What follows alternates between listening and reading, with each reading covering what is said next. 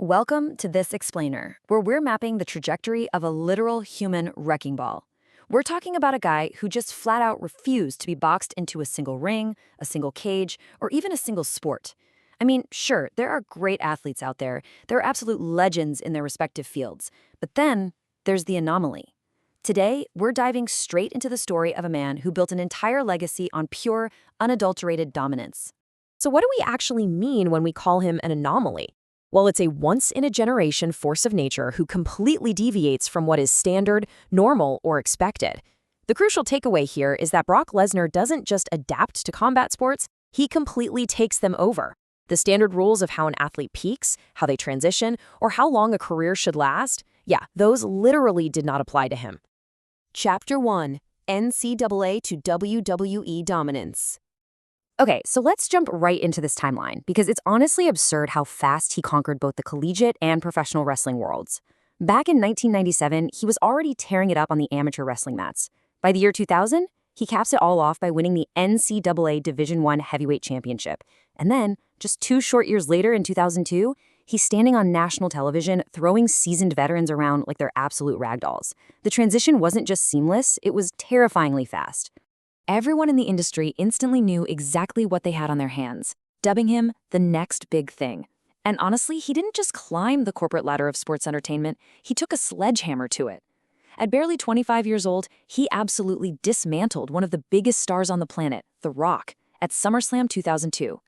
That wasn't just a title win making him the youngest champion ever at the time. It was a violent passing of the torch, ripping the whole industry straight out of the Attitude Era and into the Ruthless Aggression Era. For the next 2 years, he completely rules the squared circle. We're talking an unprecedented mix of raw, brute strength and shocking agility that a guy his size frankly just shouldn't have. But here's where it gets really interesting, and it brilliantly illustrates the sheer ambition of the man. In 2004, at his absolute, undeniable peak, he just walks away.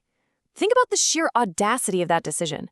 He walked away from guaranteed millions and a lucrative top spot in the business, all because the beast grew restless and wanted a completely different challenge. Which perfectly brings us to Chapter 2, Conquering the UFC Cage. So after a really brief, incredibly gritty attempt to make the NFL's Minnesota Vikings roster, because why not, right? He takes a massive leap into the total unknown.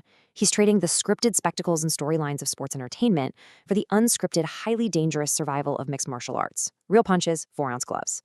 Now, critics were incredibly loud about this. They called it a cheap publicity stunt, saying there's absolutely no way a pro wrestler could survive in the octagon. But Lesnar? He was more than willing to take that massive public risk. And while shocker, the critics were dead wrong. He absolutely obliterated the competition.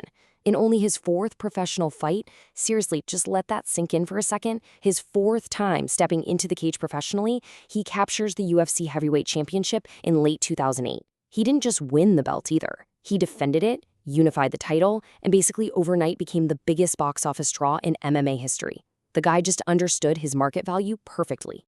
But slowing down here for a moment, it's absolutely vital to point out that his toughest fight during this era wasn't even against another martial artist. It was a life-threatening battle with diverticulitis.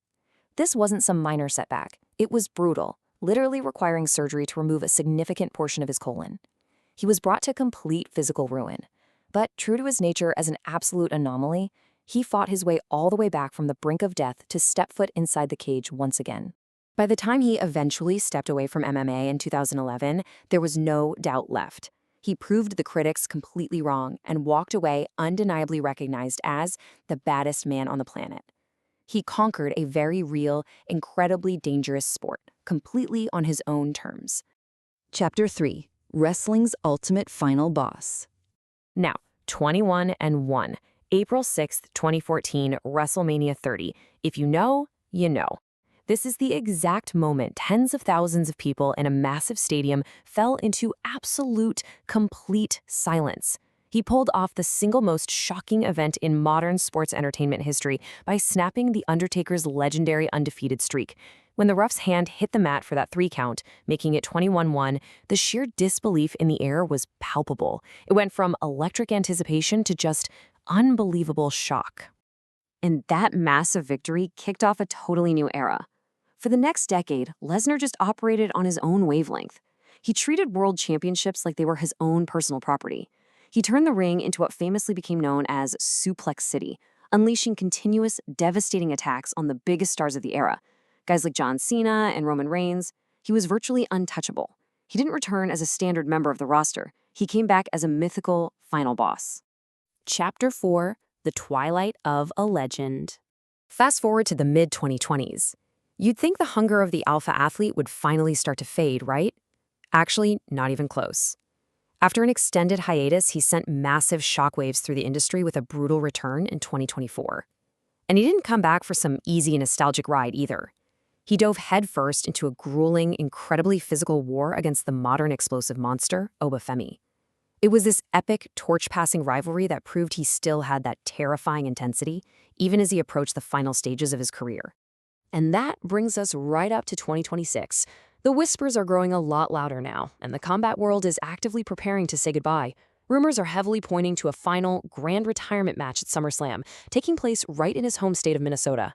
Honestly, it just feels like the perfect full-circle ending for an athlete who repeatedly changed the entire business forever. So, as we wrap up this explainer, looking back at it all, from the gritty NCAA mats to the unforgiving UFC octagon to the massive main events of WrestleMania, he truly conquered them all. He mastered the art of turning his unparalleled physical gifts into unmatched market value. So I'll leave you with this to ponder. Given the absolutely insane demands of crossing over so seamlessly between real combat and sports entertainment at the absolute highest levels, will there ever be another beast incarnate?